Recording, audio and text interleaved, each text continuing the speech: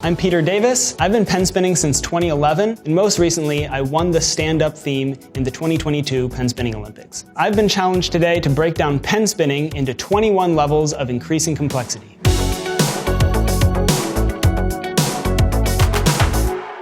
Pen spinning is actually a lot like juggling. You basically use your fingers, your hands, sometimes your wrists and arms or even knees to toss, to spin, to throw the pen or pen-shaped object in any way that you'd like. As a disclaimer, this is my interpretation of the challenge. Level 1, charge. The charge uses conical rotation in one spot of the hand, but just spins conically in one spot. And conical rotation means that the pen is not actually spinning end over end in a full circle, it's just tracing out a conical motion on both sides of the hand.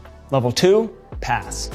Passes are very simple tricks in pen spinning, and you might not even have noticed you doing them yourself just in daily life. They involve passing the pen from one finger slot to the next one, and they can go either over the finger or under the finger in either direction. The pass is slightly more complex than the charge because the pen is actually changing position in the hand. You have to clear the outside finger that you're passing from, and then duck the other finger under or over. That involves a couple more things that you have to get used to when you're really gaining fluency in them. Next up, wipers. Wipers are done near the tip of the pen, and that's because the pen has to pass through the finger slot with a half rotation of spin. Wipers to me are more complex than passes simply because they can go wrong in many more ways. If you're not near the tip of the pen, then the parts of your hand that you're trying to pass through might get in the way and stop your wiper. And also, when you're near the tip of the pen, almost all the weight is on the other side, so controlling that momentum and keeping the pen from slipping out of your hand can be really difficult to do on more complex wipers.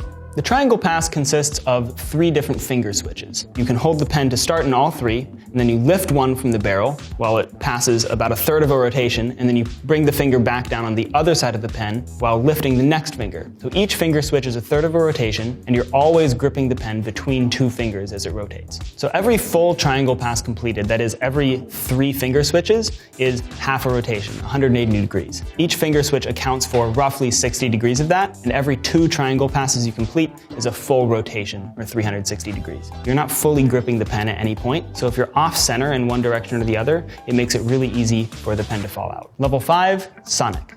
The basic sonic involves charge, which is conical rotation, and 2 different finger switches. So you do half a charge in one slot, and then you clear that lower finger down until the pen comes in contact with the next finger up. And then as that charge continues, that finger that you move down comes back into contact with the pen, completing a full 360 degree rotation. You can also make sonics inverse. You do a charge, and then you clear that finger up out of the way, and then it comes back down, and the middle comes into contact with it that way. And you can combine these modifiers in a lot of ways. You can keep the charge rotation the same, but switch the finger switches, which is what's known as moonwalk sonic, and you can add a lot of complexity in those ways.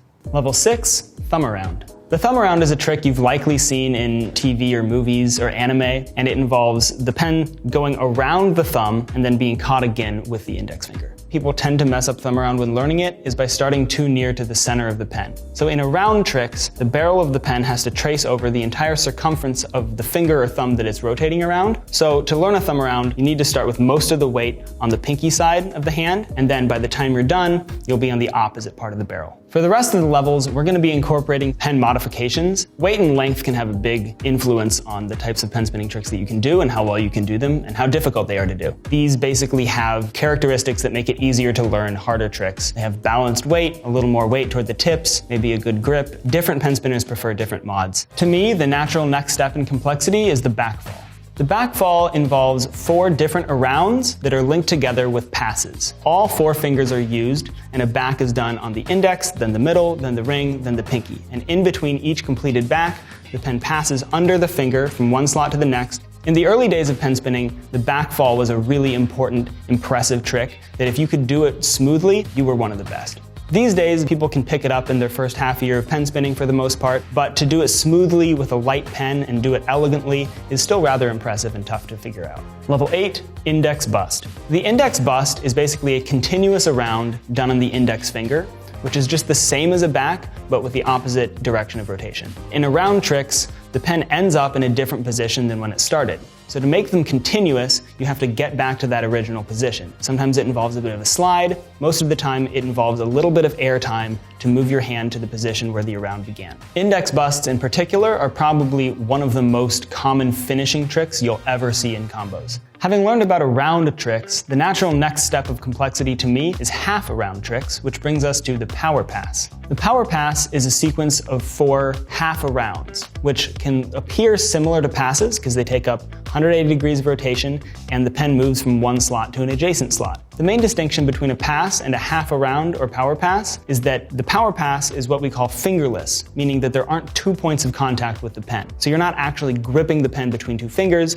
but it's sort of resting on one or another, and you can put forces in the pen in different ways. Power passes down on the back side of the hand involve 4 different tricks. The normal power pass involves the fingers curling from index to pinky and the pen moving clockwise. Then, power pass reverse involves those same fingers uncurling pinky to index and the pen going counterclockwise. The mirrored power pass involves all the fingers moving in the reverse order.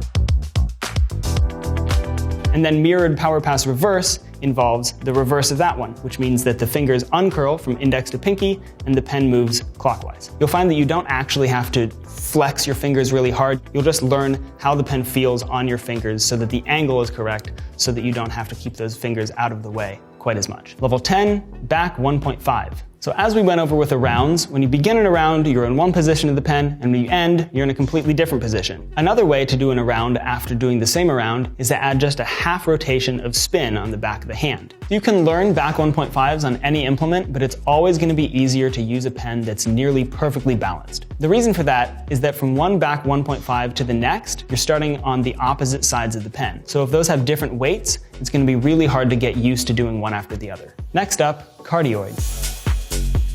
Cardioid tricks are hybrids between arounds and wipers, but they actually tend to be pretty complex and difficult to execute. Cardioids are another way of dealing with the problem of ending in a different position than you started when sequencing arounds one after the other. So the reason that I've put cardioids in this position is that the number of ways you can mess it up is pretty darn high, and you have to be super precise with your positioning on the pen, and the margin of error timing-wise is really slim. Up next, dual pass. In a dual pass, you might recognize the resemblance to a triangle pass. Every execution of it is a full 180 degrees, but there are only 2 fingers instead of 3, and this makes it a lot more complex and a lot more difficult to execute. You'll sort of learn how it feels to have the pen spinning on one fingertip while moving the other one, and you want to stay basically, again, right in the center of the pen because you have very little control of it, so the momentum could take it off of your fingers basically at any moment. Level 13, power tricks. Basic power tricks are sequences of tricks that are all fingerless, often involving a lot of air time.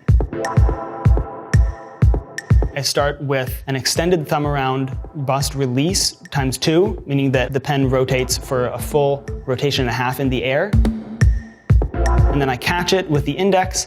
I do a half power pass to the pinky, then do that again, and then release with the pinky again in what's called a spread. And then I'll catch it on the thumb and do a thumb around fingerlessly, spin the pen for half a rotation on these 2 fingers that are curled, known as a spider spin, because of the sort of Spider-Man gesture it gives. Release again with the thumb around, do the same thing with a palm spin, and then release again, and then do what's called a haitua, which is where the pen goes around the thumb, rotates half a rotation on the back of the hand, and then is released off of the pinky. You'll see that I'm using a bunch of power tricks that all use the same exact direction of rotation. And this is the main way that people learn power tricks because since they're fingerless, they rely heavily on maintaining one direction of momentum so that when you're sequencing all these fingerless tricks together, it's really important to keep that momentum going. Level 14, inverse power pass. The inverse power passes are quite a bit harder than the ones that are done on the back of the hand because your fingers can only bend in one direction. So if you were to make it inverse perfectly, you'd want your fingers to bend backwards, but you can't do that.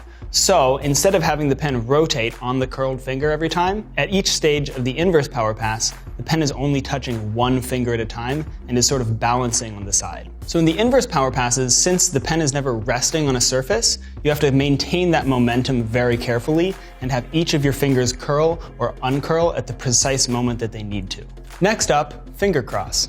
So far, through all of these levels, we've had the 4 main finger slots between the thumb and the index and middle, and so on. And the fingers proceed in this order as they do on your hand. But you can actually cross your fingers over one another so that the order of these finger slots changes quite a bit. The best way to incorporate finger crosses into your pen spinning is to make sure they're active, meaning that they're touching the pen while they're crossing over one another. So if you have the pen between the ring and pinky fingers, you have that pen within those fingers as they cross over one another, and you get a full 180-degree rotation. Level 16, 1 pen, 2 hands.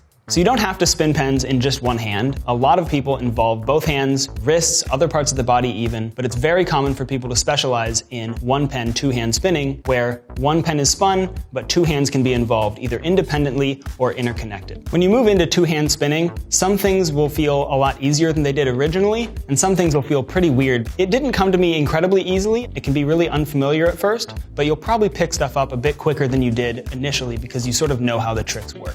Level 17. Changing the plane of rotation. The first thing I'm doing is taking a normal power pass and executing it so that my palm is facing outward. What this does is similar to what makes inverse power passes so much more complex. When my fingers aren't curling in this direction, I don't have this knuckle where the pen can rest and spin, and I have to have the pen touch just 1 finger at a time. I also can't really see my hand very well and see exactly how close I am to the center of the pen, and it's actually a bit harder to flex your fingers fully when your forearm is pronated like this. The second thing I'm showing is an index bust, but my hand is just flipped 180 degrees upside down. And this simply makes the trick a lot harder because you're fighting against gravity a lot more. You don't have the back of your hand where the pen can sort of rest and rotate. When you're changing the plane of rotation for your tricks, you sort of have to retrain both your brain and your fingers to relearn exactly what the mechanic is and what your fingers are supposed to do. Whether that's fighting against gravity because there's a lot more air time and you have less of your hand to rely on, or whether it's just how different your hand can feel when it's facing different directions. Up next, charge removal. So a lot of what we've been dealing with so far is adding things, adding more mechanics, adding more tricks. Charge removal is sort of the opposite. You're removing certain things that feel natural in order to make the margin of error a lot tighter. Charge removal can be pretty subtle and difficult to notice, and that's why it's actually called Japanese motion sometimes, because Japanese spinners used it a lot in a variety of ways, and some people just didn't really notice or pick up on it all that much. So the way it often works is when the palm changes position when you're doing passes or sonics or rounds or anything, there's a natural charge or half charge that's added in to account for that changing of the palm position. But with tighter timing and different mechanics, you can actually take out that extra charge and snap your hand into position, and it looks really clean and precise. Level 19, Advanced Sonic Hybrids. A lot of pen spinners out there really focus on very thorny combinations of sonics that require a lot of flexibility, really tight timing, and might not be that elegant. I like to focus on ones that involve maintaining a conical rotation cleanly while moving the hands very precisely. So what I'm showing here starts with half of a normal sonic.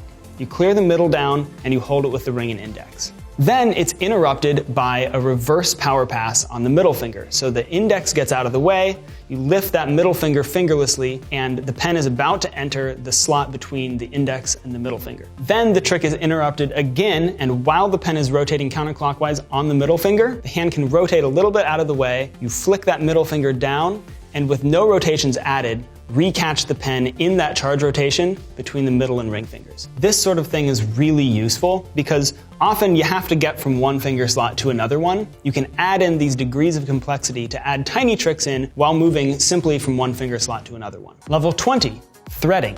Threading is a concept that was recently developed by a Malaysian pen spinner who has extremely flexible fingers and has been very, very instrumental in developing finger cross tricks. Threading involves a non-adjacent finger cross, meaning that the fingers that are crossed aren't right next to each other. There are a number of ways to fail. One of the ways is in threading, your fingers can just get stuck on the way through and not make it all the way through. If you cross your fingers too much or too little, the actual finger cross can come undone, or you won't leave enough space for a finger to go through. And in trying to execute these cleanly, it's really tough to make the rotation smooth. Having hitches in your rotation while you execute any finger cross trick is going to be the case until you get really confident with them.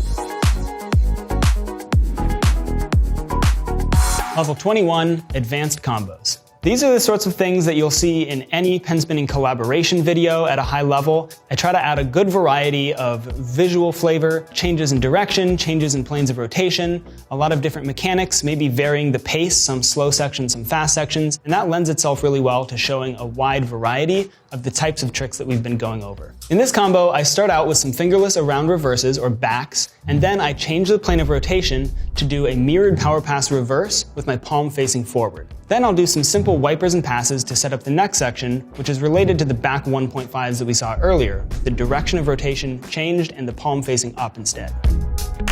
To finish the combo off, I do some quick passes and fingerless passes to get the pen between my middle and ring fingers, and then do a simple twisted sonic that then hybridizes into a more advanced sonic trick that sets up a rotated index bust release finish.